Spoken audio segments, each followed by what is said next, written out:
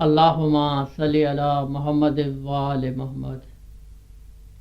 Home sweet home, میرا گھر میری جنت۔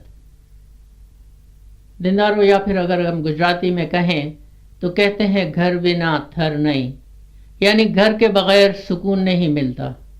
کسی شخص کو گھر سے دور کتنی ہی آسائشیں فراہم کیوں نہ کر دی جائیں، بالآخر اسے اپنے گھر کی یاد ضرور ستاتی ہے۔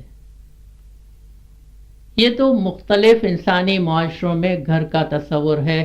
شام ڈھلے اگر کبھی آسمان کی طرف نظر دوڑائیں تو ہمیں پرندوں کے جھنڈ اپنے گھونسلوں کی طرف لوٹتے ہوئے نظر آئیں گے۔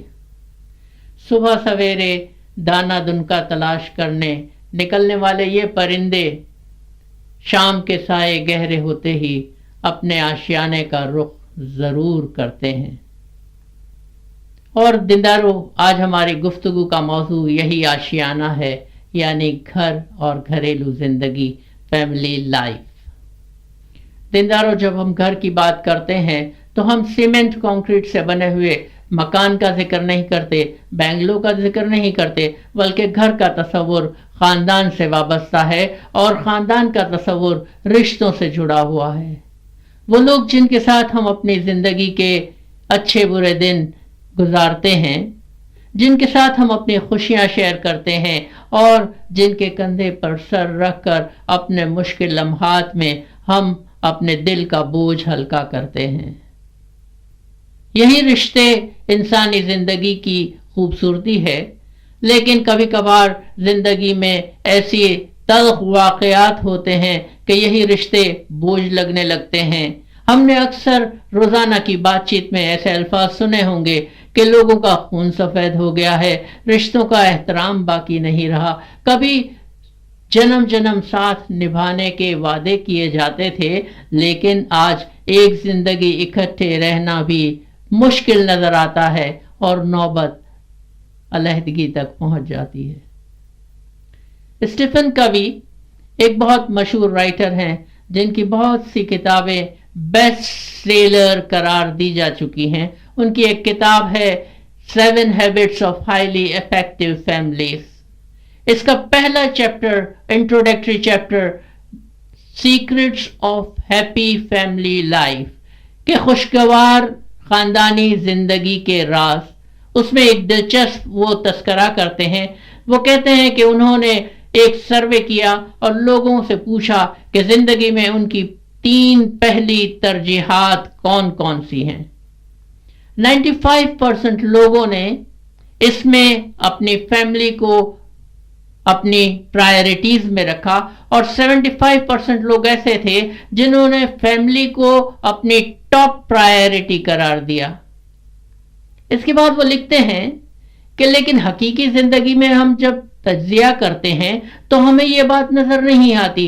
ہمیں خاندانوں کے درمیان ایک تناؤ، ایک ٹینشن کی صورتحال دکھائی دیتی ہے، اور اس کا ریزن کیا ہے؟ اس کا ریزن وہ یہ بتاتے ہیں کہ ہم بعض اوقات ایسی چھوٹی چھوٹی باتوں کو اگنور کر دیتے ہیں، نظر انداز کر دیتے ہیں، جو ہماری فیملی لائف میں بہت گہرے اثرات مرتب کرتی ہیں۔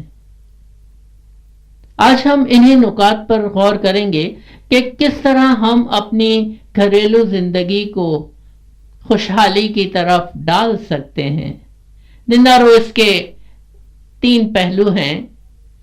پہلے حصے میں ہم پری میرٹل کنسیڈریشن کی بات کرتے ہیں، یعنی شادی سے پہلے سوچ بچار کی بات۔ کسی خاندان کی بنیاد اس وقت پڑتی ہے جب 2 افراد شادی کا ارادہ ظاہر کرتے ہیں اور اکٹھے زندگی گزارنے کا فیصلہ کرتے ہیں۔ یہ موقع جتنا خوشیوں بھرا ہے، شادمانی کا ہے، اتنا ہی یہ ہم سے سنجیدگی کا تقاضا کرتا ہے۔ دیندارو، انسانی رشتوں کی ایک دلچسپ حقیقت یہ ہے کہ رشتوں کے معاملے میں قدرت نے ہمیں کوئی اختیار نہیں دیا۔ یعنی ماں باپ کے اختیار میں یہ بات نہیں ہے کہ وہ اس بات کا فیصلہ کر سکے کہ ان کی اولاد کون ہوگی، بلکہ جو بھی ان کے گھر جنم لے گا وہی ان کی اولاد کہلائے گا۔ اسی طرح بچوں کو یہ چوائس حاصل نہیں ہے کہ وہ اپنی مرضی سے اپنے پیرنٹس کو سلیکٹ کر سکیں، بلکہ جن کے گھر وہ پیدا ہوں گے وہی ان کے ماں باپ کہلائیں گے، ان کے والدین کہلائیں گے۔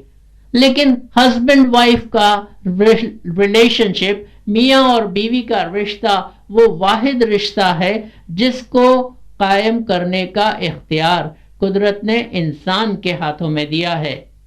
اب چونکہ اسے قائم کرنے کا اختیار انسان کے ہاتھ میں ہے تو منطقی طور پر اسے برقرار رکھنے کا اختیار اور ذمہ داری بھی انسان پر عائد ہوتی ہے۔ نور مولانا شاہ کریم الحسینی حاضر امام اپنے فرمان میں فرماتے ہیں کہ آپ کو شادی صرف اس وقت کرنی چاہیے جب آپ معاہدے کی اپنی ذمہ داری کو عزت، یقین اور بھروسے کے ساتھ مکمل طور پر پورا کر سکیں، مکمل طور پر پورا کر سکیں۔ سوشل سائنٹسٹ شادی کو ایک سماجی معاہدہ، معاشرتی معاہدہ قرار دیتے ہیں، اور کسی بھی معاہدے کی کامیابی کا انحصار اس بات پر ہے کہ دونوں فریقین اپنی اپنی ذمہ داریوں کو کس طرح ادا کرتے ہیں۔ دیندارو، قرآن نے شادی کی بنیاد محبت اور الفت کو قرار دیا ہے۔ وَمِنْ آيَاتِهِ أَنْ خَلَقَ لَكُم مِّنْ أَنفُسِكُمْ أَزْوَاجًا لِتَسْكُنُوا عَلَيْهَا، کہ اور اس کی نشانیوں میں سے ایک نشانی یہ ہے کہ اس نے تمہارے نفس سے پیئرز بنائے، جوڑے بنائے، تاکہ تم ایک دوسرے سے تسکین حاصل کرو۔ وَجَعَلَ بَيْنَكُمْ مَوَدَّةً وَرَحْمَةً، اور تمہارے درمیان محبت کو، رحمت کو بنیاد قرار دیا۔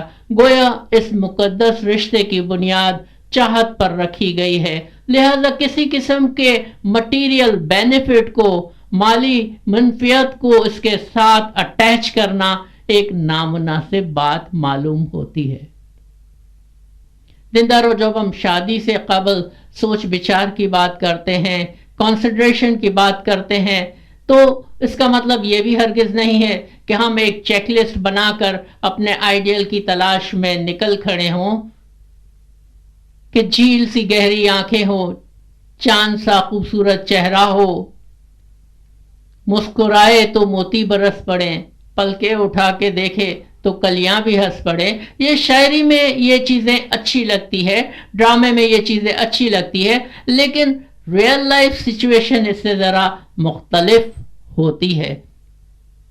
اور پھر اس بات کی کوئی گارنٹی نہیں ہے کہ ہم جس آئیڈیل کی تلاش میں ہیں وہ آئیڈیل ہمیں مل جائے گا، اور فرض کریں وہ آئیڈیل ہمیں مل بھی جاتا ہے تو اس بات کی کیا ضمانت کہ ہم بھی اس کے آئیڈیل ہوں؟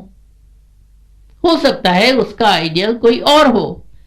یہاں کہنے کا مقصد یہ ہے کہ ہم حقیقت پسندی سے حالات کا جائزہ لیں اور سنجیدگی کے ساتھ یہ فیصلہ کریں کہ جو رشتہ ہم قائم کرنے جا رہے ہیں اسے ہم برقرار رکھ سکیں گے اور پورا کر سکیں گے۔ شادی کے بعد نئے گھر میں نئی دلہن داخل ہوتی ہے اور وہاں مختلف چیلنج سامنے آتے ہیں۔ ساس بہو کا رشتہ ایک نازک اور بہت ہی اہم رشتہ ہے، اور یہ ایسا موضوع ہے جس پہ بہت سے ہم نے ڈرامے بھی دیکھے ہوں گے، فلمیں بھی دیکھی ہوں گی، بہت سے ہم نے آرٹیکلز بھی اس حوالے سے پڑھے ہوں گے۔ لیکن اگر غور کیا جائے دیندارو، ایمپتھیٹیکلی ایک دوسرے کی نفسیات کو سمجھنے کی کوشش کی جائے تو یہ دونوں رشتے ہمیں تقدس کی بلندی پر نظر آتے ہیں۔ وہ اس طرح کہ ایک طرف وہ عورت ہے کہ جو اپنی اولاد کو پال پوس کر بڑا کرتی ہے، جوان کرتی ہے، اور 20، 22، 25 سال میں اسی اولاد کو، اسی بیٹے کو ایک دوسری عورت کے حوالے کر دیتی ہے۔ اب تک جس کے دل و دماغ پر اس ماں کا اثر تھا اس میں اب ایک اور حصے دار آ جاتا ہے اور اس چاہت کا بٹوارا ہو جاتا ہے۔ یہ صورتحال ماں کے اندر ایک احساس پیدا کرتی ہے، ایک احساس کمتری کو پیدا کرتی ہے۔ دوسری طرف وہ عورت ہے، وہ لڑکی ہے کہ جو اپنے ماں باپ کا گھر چھوڑ کر، اپنے سارے رشتے ناتوں کو چھوڑ کر ایک نئے بندھن میں نئے گھر کو اپناتی ہے، نئے لوگوں کے درمیان زندگی گزارنے کا فیصلہ کرتی ہے۔ قربانی کی اس سے بڑی مثال اور کیا ہو سکتی ہے؟ اس طرح دونوں ہی رشتے مقدس ہیں اور احترام کے لائق ہیں۔ اس موقع پر مرد کا کردار زیادہ اہم ہو جاتا ہے۔ وہ اپنی ماں کو یہ ایشورنس دلا سکتا ہے، یقین دہانی کرا سکتا ہے کہ ماں تو میرے لیے کل بھی اہم تھی، آج بھی اہم ہے اور آئندہ بھی اہم رہے گی۔ اور یقیناً بھلا ماں کے رشتے کا متبادل بھی کیا کوئی ہو سکتا ہے؟ کیا کوئی ہو سکتا ہے؟ یقیناً نہیں۔ زندہ روز شادی کے بعد دوسرا اہم نقطہ جو ہمارے ذہن نشین رہے وہ یہ کہ آپ نے شادی کسی فرشتے سے نہیں کی، کسی آسمانی مخلوق سے نہیں کی، بلکہ انسان سے کی ہے۔ اور اگر آپ نے شادی کسی انسان سے کی ہے تو ہر شخص خوبیوں اور خامیوں کا مجموعہ ہوا کرتا ہے۔ ہر ایک میں کچھ کمزوریاں ہوں گی، کچھ اچھائیاں ہوں گی، لیکن ان کو بنیاد بنا کر فساد برپا کرنا کہاں کی دانش مندی ہے؟ کہاں کی دانش مندی ہے؟ بہتر یہی ہے کہ ایک دوسرے کے ساتھ اس طرح سے ایڈجسٹ کیا جائے کہ فساد کی، لڑائی جھگڑے کی نوبت ہی نہ آئے۔ کبھی کبھار روٹھنا منانا اچھا لگتا ہے، یہ بھی زندگی کا ایک حصہ ہے، لیکن ہماری ناراضگی، ہمارا روٹھنا اتنا طویل نہ ہو جائے کہ کوئی منانے والا ہی نہ رہے، کوئی منانے والا ہی نہ رہے۔ بعض اوقات بہت دلچسپ صورتحال پیدا ہوتی ہے۔ ایک ہسبینڈ اور وائف کے درمیان اسی طرح گھریلو نوک جھوک ہو گئی، بات بڑھ گئی اور دونوں کے درمیان بات چیت بند ہو گئی۔ اب یہ رشتوں کی ایک خوبصورتی ہے، انسانی رشتے اتنے انٹر ڈیپینڈنٹ ہوتے ہیں، ایک دوسرے پہ دار و مدار اتنا ہوتا ہے کہ زندگی میں اس کے بغیر چلتا نہیں ہے۔ صبح ہوئی، دوپہر ہوئی، ہسبینڈ نے بات نہیں کی، شام کو آفس سے گھر لوٹ کر آئے تو دوسرے دن صبح انہیں کسی دوسرے شہر جانا تھا اور وہ اپنی بیگم کو کہنا چاہتے تھے کہ صبح جلدی اٹھا دینا مجھے، لیکن دونوں کے درمیان بات چیت بند تھی۔ اب کس طرح سے کہے؟ ایگو درمیان آ جاتی ہے، انا درمیان میں آ جاتی ہے۔ انہوں نے سوچا کہ ایک پرچی لکھ کر اور ٹیبل پہ رکھ دیتے ہیں کہ صبح مجھے 7 بجے اٹھا دینا۔ دوسرے دن صبح ان کی آنکھ کھلتی ہے وہی معمول کے مطابق 9 بجے۔ وہ خفا ہو جاتے ہیں اور کہتے ہیں بیگم آپ نے مجھے صبح اٹھایا نہیں، میں نے کہا تھا 7 بجے اٹھا دینا۔ وائف جواب دیتی ہے آپ نے مجھ سے کب کہا تھا؟ کہتے ہیں میں نے ٹیبل پہ پرچی تو رکھی تھی۔ وائف جواب دیتی ہے کہ اس کے ساتھ ایک اور پرچی رکھی ہوئی ہے، شاید اس پہ آپ کی نظر نہیں پڑی۔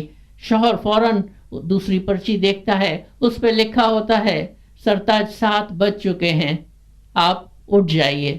تو کبھی کبھی ایسی دلچسپ صورتحال بھی زندگی میں پیدا ہوتی ہے، لیکن جیسا کہ پہلے کہا کہ اس بات کا خیال رہے کہ ہمارا روٹھنا اس طرح سے نہ ہو جائے کہ زندگی میں مشکلات بڑھ جائیں اور کوئی منانے والا ہی نہ رہے۔ دیندارو، ہمارے مشرقی معاشروں میں شادی صرف 2 افراد کا ملن ہی نہیں ہوتا، بلکہ یہ 2 گھرانوں کا تعلق ہوتا ہے، 2 خاندانوں کا ملاپ ہوتا ہے، اور ہمارا کوئی بھی غلط فیصلہ پورے خاندان کو، پورے گھر کو متاثر کرتا ہے، خاص طور پر بچوں کی نشو نما پر، ان کی نفسیاتی زندگی پر، ان کے ایموشنز پر اس کے جو اثرات ہوتے ہیں، اس کا جو نقصان ہوتا ہے، اس کا ازالہ ممکن نہیں رہتا۔ کیا ہم میں سے کوئی بھی یہ چاہے گا کہ ہمارے غلط فیصلوں کی وجہ سے ہماری اولاد دکھی ہو؟ ہمارے امام بھی یہ نہیں چاہتے. مولانا حاضر امام فرماتے ہیں کہ ہم نہیں چاہتے کہ ہمارے روحانی بچے بغیر سوچے سمجھے یا ہلکے دل سے شادی کر لیں اور پھر چند سالوں کے بعد کہیں کہ میں نے ایک غلطی کی ہے, مجھے اپنی بیوی یا شوہر سے الگ ہو جانا چاہیے. یہ ایک اہم معاملہ ہے, امام فرماتے ہیں, جو مستقبل میں ہماری جماعت میں نہایت دکھ کا باعث بن سکتا ہے, دکھ کا باعث بن سکتا ہے. اور جس طرح امام کی یہ خواہش ہے کہ جماعت میں کوئی دکھی نہ ہو, کوئی پریشان نہ ہو, کوئی تکلیف میں نہ ہو, اسی طرح ہر ماں باپ کی یہ خواہش ہوتی ہے اور ہونی بھی چاہیے کہ ہماری وجہ سے ہماری اولاد پریشان نہ ہو, دکھی نہ ہو. دیندارو, ہماری فیملی لائف کا ایک اور ڈائمینشن, ایک اور پہلو ہمارے بچوں کے ساتھ تعلقات ہیں. بعض اوقات ٹین ایجرز, خصوصاً نوعمر بچے, یہ شکایت کرتے ہیں کہ ہماری زندگی میں بیجا انٹرفیرنس ہوتی ہے. دوسری طرف ماں باپ کو یہ گلہ ہوتا ہے کہ بچے اب پہلے کی طرح فرما بردار نہیں رہے, ہماری باتیں نہیں سنتے اور ہر بات اپنی مرضی سے کرنا چاہتے ہیں, ہر فیصلہ خود لینا چاہتے ہیں. اب اس قسم کی سچویشن میں کیا کیا جائے کہ مولانا حاضر امام جو ہمارے زندگی کے, ہمارے دین و دنیا کی ہدایت ہمارے لیے فراہم کرتے ہیں, ان کا ایک ایگزامپل آپ کے ساتھ شیئر کرتے ہیں. مولانا حاضر امام سے پرانے گپتا ارتھ نیوز ٹائم کے کرسپونڈنٹ ہیں, بہت سارے انٹرویوز امام زمان سے لے چکے ہیں. ایک انٹرویو میں وہ مولانا حاضر امام سے سوال پوچھتے ہیں کہ آپ کے بچے بھی آپ کے سوشل کاموں میں, آپ کے نیٹ ورک میں شامل ہیں, کیا کبھی کوئی ایسا موقع آتا ہے کہ آپ کے ان کے ساتھ ڈفرینسز ہوں, اور how tolerant are you towards your children, آپ اپنے بچوں کے ساتھ کس حد تک برداشت اور تحمل کا مظاہرہ کرتے ہیں. مولانا حضرت امام مسکراتے ہوئے فرماتے ہیں کہ I am very tolerant, I can tell you. ہم آپ کو بتا سکتے ہیں کہ ہم اس سلسلے میں بہت ہی تحمل مزاجی کا مظاہرہ کرتے ہیں. I enjoy the process of dialogue and very often we come to a common consensus because we go through a rational process. امام فرماتے ہیں کہ ہم ڈائلاگ کا پروسیس, بات چیت کے پروسیس کو انجوائے کرتے ہیں, ہم چیزوں کو ڈسکس کرتے ہیں, ڈیبیٹ کرتے ہیں اور ڈیسیشن لیتے ہیں, اور اکثر اوقات ہم متفقہ رائے پر پہنچ جاتے ہیں کیونکہ ہم ایک ریشنل پروسیس کے ذریعے گزرتے ہیں, ہم ایک ریشنل پروسیس کے ذریعے امام فرماتے ہیں گزرتے ہیں. تو کیا یہی رویہ, یہی ایٹیٹیوڈ ہم اپنے بچوں کے ساتھ نہیں کر سکتے؟ ان کے ساتھ بیٹھیں, ان کے ساتھ بات چیت کریں اور ان کے ساتھ معاملات کو ڈسکس کریں, تو یقیناً بہت سے ٹینشنز, بہت سے پرابلمز جو ہمیں پرابلمز نظر آتے ہیں, ایک دوسرے کی باتیں سننے سے وہ دور ہو سکتے ہیں. دیندارو, اب ہم اپنی گھریلو زندگی کا ایک اور پہلو ڈسکس کرتے ہیں. ہمارے گھر میں موجود سینئر سٹیزنز, وہ بزرگ افراد جو زندگی کی دوڑ میں بھاگتے بھاگتے تھک چکے ہیں اور اب اپنی سفر کے آخری مرحلے میں ہیں, آخری مرحلے میں ہیں.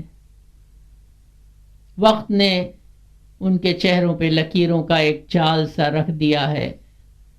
اب ان کے دامن میں اچھے دنوں کی یادوں کے سوا اور کچھ بھی نہیں, اور بعض اوقات ہم یہ خیال کرتے ہیں کہ اب ان کا کام صرف یہ ہے کہ وہ ایک کمرے میں بیٹھ کر کونے میں یا اللہ کرتے رہیں اور زندگی میں, ہماری زندگی میں کوئی مداخلت نہ کریں. دیندارو, آج کل ڈسپوزیبل چیزوں کے استعمال کا رجحان ہے. ہم نے ایسی چیزیں زیادہ استعمال کی ہیں اور کرتے ہیں کہ جنہیں ہم استعمال کرتے ہیں اور اس کے بعد اس کی ضرورت باقی نہیں رہتی اور ہم انہیں ایک طرف پھینک دیتے ہیں. کبھی کبھار یہ ڈسپوزیبلٹی ہمارے ایٹیٹیوڈ کا حصہ بن جاتی ہے اور رشتوں کے حوالے سے بھی ہم یہ سوچنے لگتے ہیں کہ یہ بزرگ افراد، یہ بوڑھے افراد وہ لوگ ہیں جن کا زندگی میں جو کام تھا وہ پورا کر چکے اور اب انہیں بیٹھ کر صرف اپنی موت کا، آخرت کا انتظار کرنا چاہیے. زندہ رو، کیا یہ رویہ رشتوں کے حوالے سے مناسب ہے؟ قرآن میں فرمایا گیا انشکر لی ولی والدیک، کہ تم میرا شکر ادا کرو اور اپنے والدین کا شکر ادا کرو. پروردگار نے جہاں ہمیں اتنی نعمتیں فراہم کی، جو ہمارا خالق ہے، مالک ہے، جہاں وہ اپنی شکر گزاری کا ذکر کرتا ہے، وہیں انسانوں کو یہ ہدایت دیتا ہے کہ اپنے والدین کا شکر ادا کرو. ہم نے اپنے پیرنٹس کا کتنی مرتبہ شکر ادا کیا، تھینکس کیا؟ کیا کبھی ہمیں یہ موقع ملا کہ اپنی ماں کا، اپنے والد صاحب کا شکریہ ادا کر سکیں؟ بعض اوقات ہم کہتے ہیں کہ یہ بہت مشکل ہے، لیکن قرآن کی یہ واضح ہدایت ہے اور کسی ایک مقام پر نہیں، بار بار اس میسج کو، اس پیغام کو دہرایا گیا ہے. وَبِالْوَالِدَيْنِ إِحْسَانًا، اور تم اپنے والدین کے ساتھ بھلائی کا سلوک کرو. اِمَّا يَبْلُغَنَّ عِندَكَ كِبَرَ أَحَدُهُمَا أَوْ كِلَاهُمَا، اگر ان میں سے کوئی ایک یا دونوں بڑھاپے کی صورت میں تم تک پہنچتے ہیں، فَلَا تَقُلْ لَهُمَا أُفٍّ وَلَا تَنْهَرْهُمَا وَقُلْ لَهُمَا قَوْلًا كَرِيمًا، انہیں اف تک نہ کہو، نہ ہی انہیں جھڑکیاں دو، ان کے ساتھ میٹھے لفظوں سے بات کیا کرو. وَاخْفِضْ لَهُمَا جَنَاحَ الذُّلِّ مِنَ الرَّحْمَةِ، اپنے بازو محبت کے ساتھ ان کے آگے پھیلا دو. وَقُلْ رَبِّ ارْحَمْهُمَا كَمَا رَبَّيَانِي صَغِيرًا، اور دعا کیا کرو کہ اے میرے پروردگار، جس طرح ہماری بچپن میں انہوں نے پرورش کی، ہم پر رحم کیا، اس طرح تو بھی ان کے بڑھاپے میں، ضعیفی میں ان پر اپنی رحمت رکھنا. زندہ رو، یہ ہے اسلام کا پیغام، یہ ہے قرآن کا پیغام. اور بعض اوقات ہم یہ کہتے ہیں کہ یہ تو 1400 سال، 1450 سال پہلے کا ذکر ہے، آج میں لائف اتنی چینج ہو چکی ہے، اتنی فاسٹ ہو چکی ہے کہ یہ ساری باتیں اکوموڈیٹ نہیں ہو سکتی. تو زندہ رو، ایک فرمان کی آپ کو یاد دلاتے ہیں. 1992 میں مولانا حاضر امام نے کینیڈا میں وزٹ کی تھی اور اس موقع پر مولانا حاضر امام نے فرمان مبارک میں ارشاد فرمایا، Keep in mind, establishing yourselves in the Western world means also looking to a different form of family life. But not forget that your parents and grandparents age. مولا فرماتے ہیں کہ مغربی معاشروں میں خود کو آباد کرنے کا مطلب ایک مختلف طرح کے خاندانی نظام کی طرف دیکھنا بھی ہے، مگر یہ مت بھولیں کہ آپ کے والدین اور ان کے والدین بوڑھے ہو جاتے ہیں، ضعیف ہو جاتے ہیں. They become lonely, they can be sad, they can be unhappy. وہ تنہائی محسوس کرتے ہیں، وہ غمزدہ ہو سکتے ہیں، وہ رنجیدہ، ناخوش ہو سکتے ہیں. And while there are pressures from the economic life of the Western world, love and affection for the aged and concern for them is part of ethics of our tariqah. امام فرماتے ہیں اگرچہ ہم جانتے ہیں کہ مغربی دنیا کی اکنامک لائف کے بہت سارے دباؤ ہیں، لیکن اس کے باوجود بزرگوں کے لیے محبت اور شفقت، ان کے لیے فکر مندی ہمارے طریقے کی اخلاقیات کا حصہ ہیں. It is clearly written for those who wish to see it. یہ واضح طور پر لکھا ہوا ہے ان لوگوں کے لیے جو اسے دیکھنا چاہتے ہیں، پڑھنا چاہتے ہیں. آگے امام فرماتے ہیں I request to my younger generation to keep this in mind. I request to younger generation to keep this in mind. ہم نوجوان نسل سے یہ ریکویسٹ کرتے ہیں، گزارش کرتے ہیں، درخواست کرتے ہیں کہ وہ اس بات کو ذہن میں رکھیں، اس بات کو ذہن میں رکھیں. دیندارو، کبھی کبھار زندگی میں ہم اتنے تلخ ہو جاتے ہیں کہ یہ بزرگ افراد اگر کوئی ہماری زندگی میں مشورہ بھی دینا چاہیں تو ہم فوراً سے جواب دیتے ہیں سامنے سے کہ بابا آپ کو کیا پتا، زندگی بہت چینج ہو چکی ہے، میں اپنے معاملات کو، اپنے میٹرز کو خود سالو کر لوں گا، آپ بیٹھے بیٹھے اللہ کو یاد کریں. اس طرح کے جملے نشتر کی طرح، تیر کی طرح والدین پر لگتے ہیں اور وہ یہ سوچتے ہیں کہ یہ میری وہ اولاد ہے کہ جو پلنگ پر پڑا ہوتا تھا تو اس میں کروٹ لینے کی بھی ہمت نہیں تھی. اس کی ماں نے کتنی راتیں جاگ کر گزاری تاکہ یہ آرام سے سو سکے، انگلی پکڑ پکڑ کر چلنا سکھایا، ایک ایک لفظ بولنا سکھایا اور بات چیت کرنا سکھایا، اور کتنی بار باتوں کو ریپیٹ کیا تاکہ بچہ ان کو سمجھ سکے. اور آج یہ ہم سے کہہ رہا ہے کہ ہم کچھ نہیں جانتے.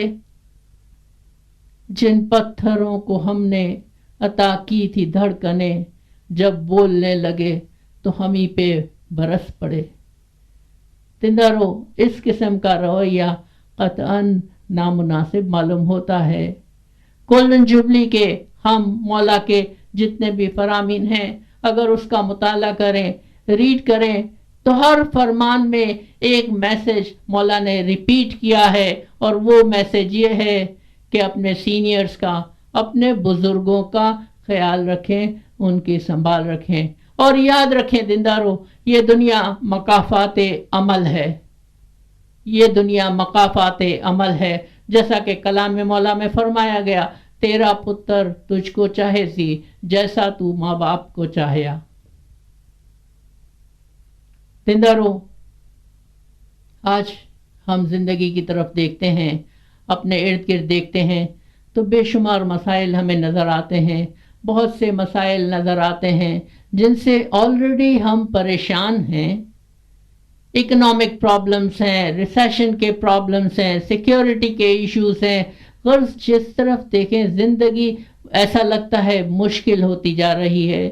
ان حالات میں اس بات کی زیادہ ضرورت ہے کہ ہم اتفاق اور اتحاد سے رہیں، مل جل کر رہیں، اور اپنے گھر کے اندر کم از کم ایسا ماحول کریٹ کرنے کی کوشش کریں کہ جس میں ہمارا گھر خوشیوں کا گہوارہ نظر آنے لگے. اور ویسے بھی جس گھر میں ننھے منھے بچوں کی معصوم شرارتیں ہوں، جہاں بھائی بہنوں کے درمیان ہونے والی نوک جھوک ہو، اور والدین کا، بزرگوں کا محبت بھرا سایہ ہو، تو وہ گھر یقیناً زمین پر جنت کا نمونہ ہے. اپنی زندگی کو خوشیوں کے ساتھ گزاریے، خود بھی خوش رہیے، اور یہ خوشیاں دوسروں میں بھی بانٹنے کی کوشش کیجیے، اور بھرپور طریقے سے اپنی اس زندگی کو انجوائے کریں، کیونکہ یہ زندگی صرف ایک بار کی ہے. اللہم صلی علی محمد وآل محمد. Subscribe us at www.youtube.com/srayemani.